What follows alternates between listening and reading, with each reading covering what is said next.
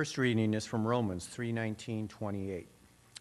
Now that we know whatever the law says, it speaks to those who are under the law, so that every mouth may be silenced, and the whole world may be held accountable to God.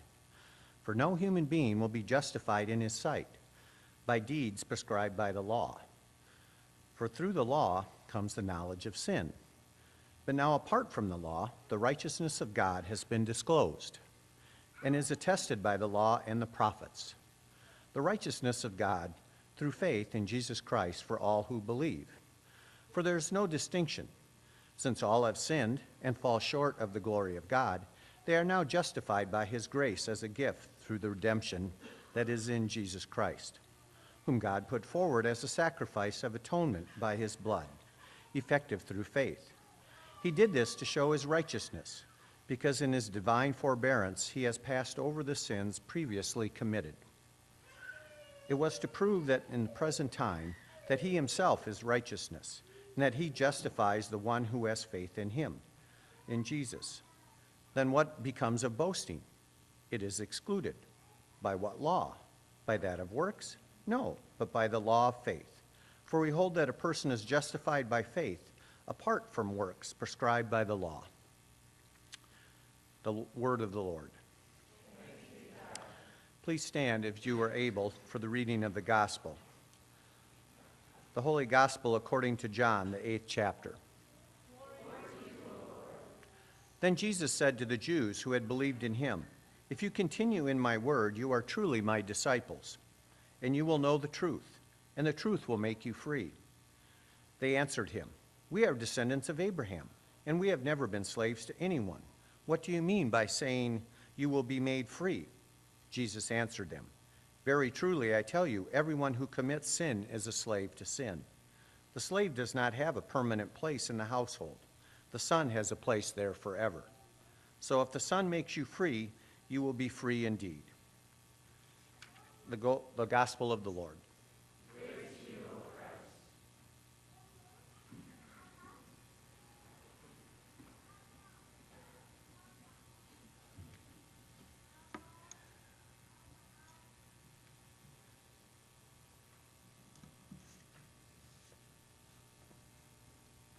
Good morning. I bring greetings to you from President Louise Johnson, from the entire faculty and staff at Wartburg Seminary.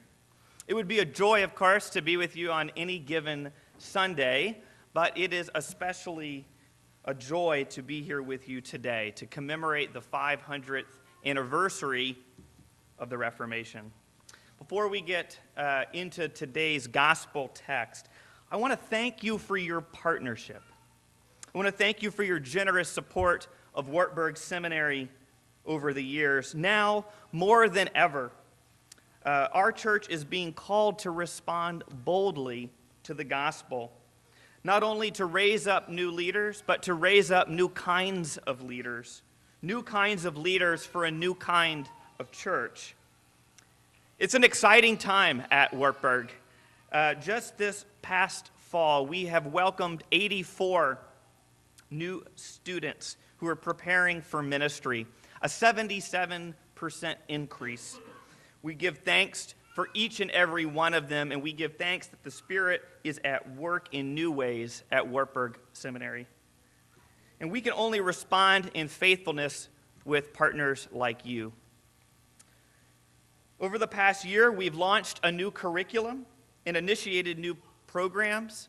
These days at Wartburg Seminary, we're dreaming about a reformation in theological education, a reformation that takes seriously our changing church, and a reformation that takes seriously our changing world. We want to make theological education more accessible and more available so that those who feel called to serve in ministry can answer that call. These days at Wartburg, we're reclaiming our history as a seminary on the frontier. Only this time, it's not the geographic frontier of the American West, but this new frontier of being the church in today's world.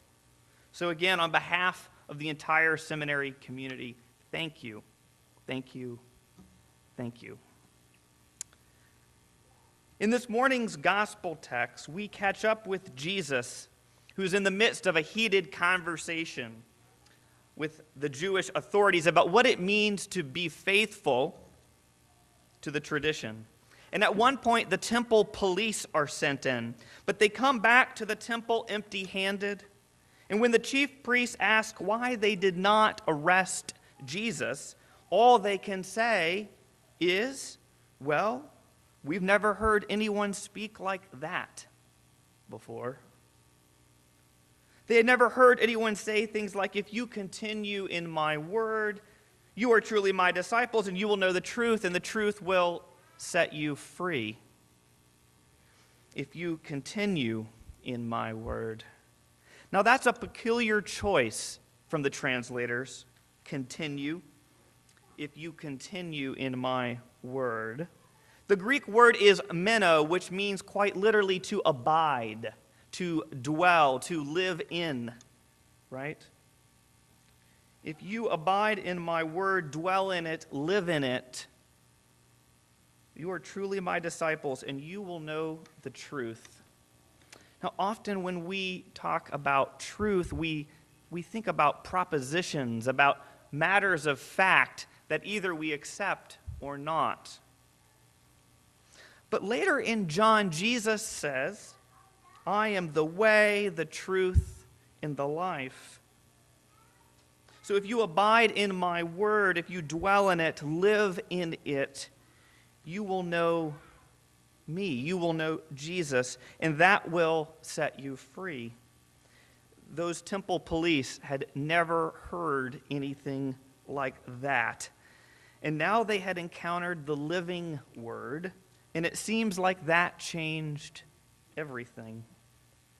Now, this is the only mention of freedom in the entire Gospel of John. And so it's worth pausing for just a moment to ponder about that.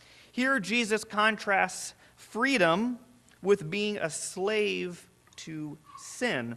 And in John's Gospel, sin means something particular, much more than just the individual acts that you and I create, the things that we do. Sin in this Gospel is separation from God. Sin is our constant insistence on creating things that separate us from God. Jesus frees us from our sin, from that insistence, from ourselves, by showing up, by coming down, and by closing the gap that separates us from the love of God.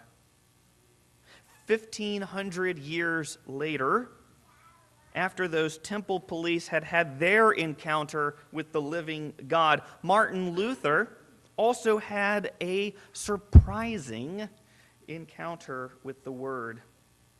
In 1517, Martin Luther was an unknown professor from a brand new university in Wittenberg. In that first year, he wrote 95 theses to begin an academic debate. And that led to something much more than a lively conversation among scholars. We now know that it turned into the Protestant Reformation. And it also turned into a division in the church that we must not forget Luther never wanted. So today we commemorate the 500th anniversary of Luther posting the 95 Theses, because in a sense, this is how it all began. That year, Luther began writing, though, about what he had encountered in the Word of God and how it changed everything for him. He began to write about how even the church itself was guilty of this insistence on creating things that separate us from God. In Luther's day, sin was thought of in ways very similar to John's gospel as separation from God. Salvation meant that this gap between us and God had to be closed. It was up to us to close that gap through what the church at the time called good works. The Mass, the prayers, pilgrimages, indulgences, all the rest, these were all ways of closing the gap between us and God.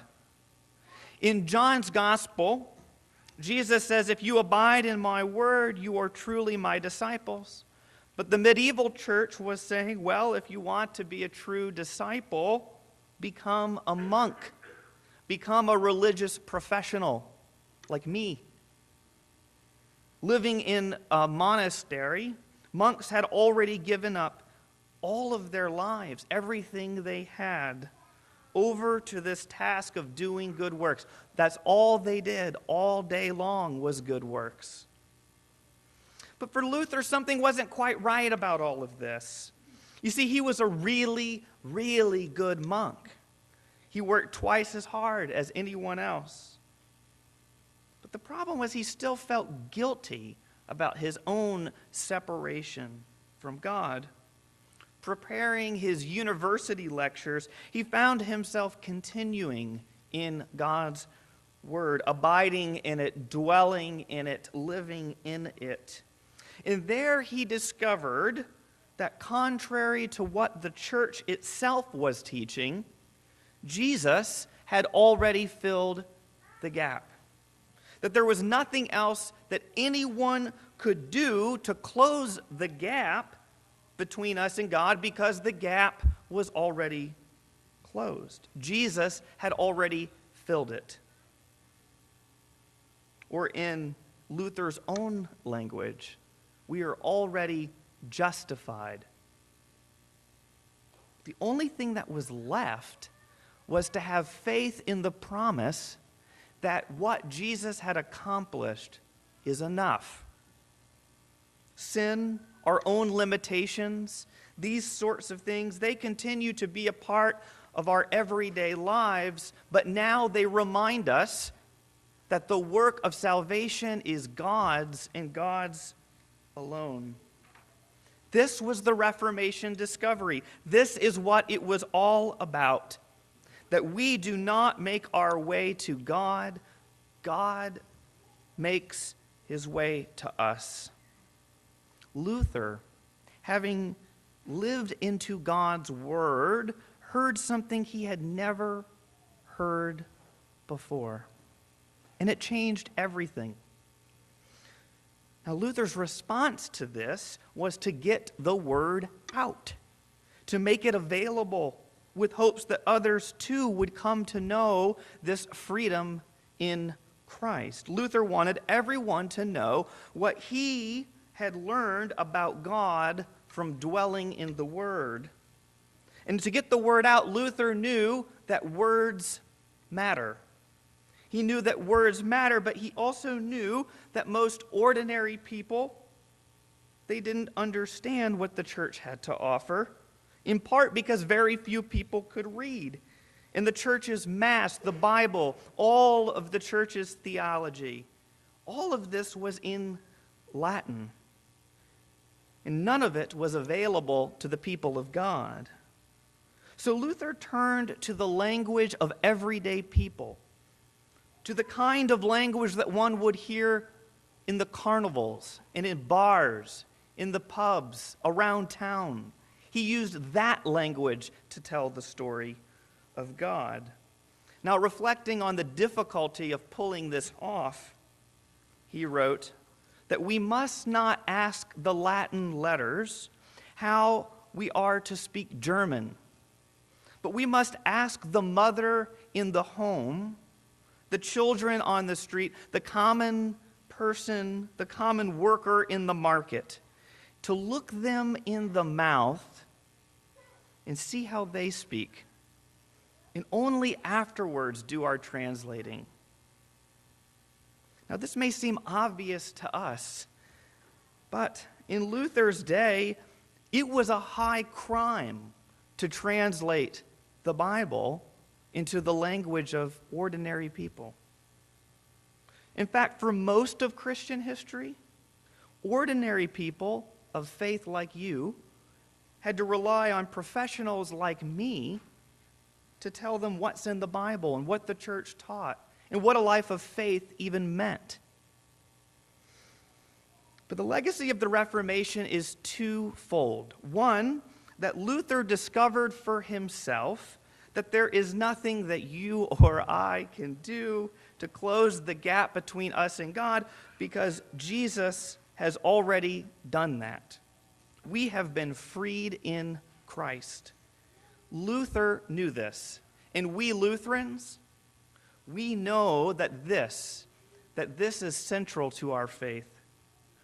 But if we're honest, we Lutherans, we have been better at knowing what Luther knew than doing what Luther did.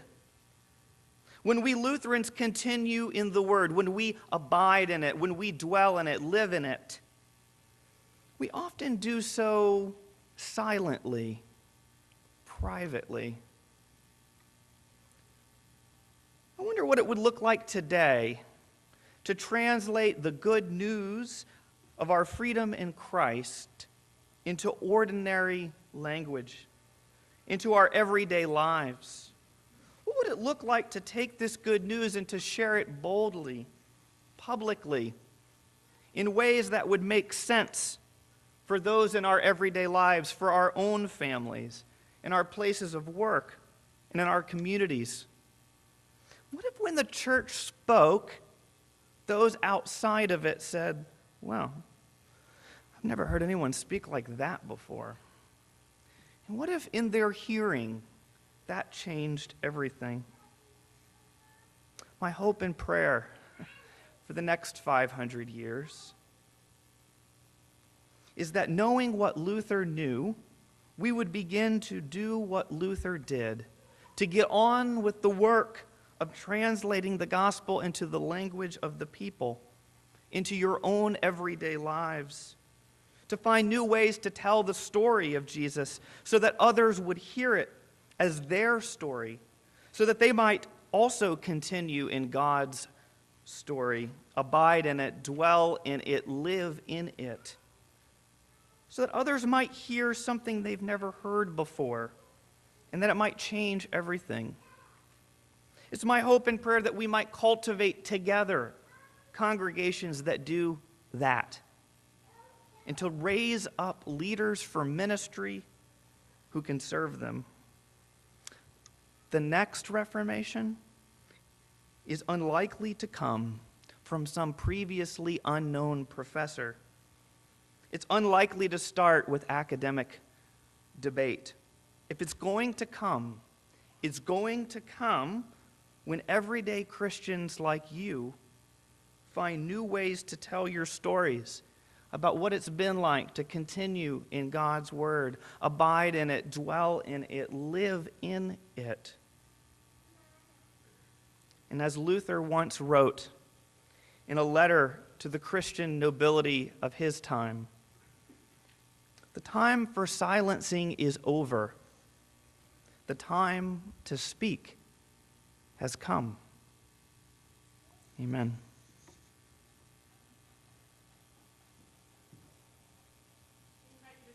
If you are able, as we share in our confession of faith.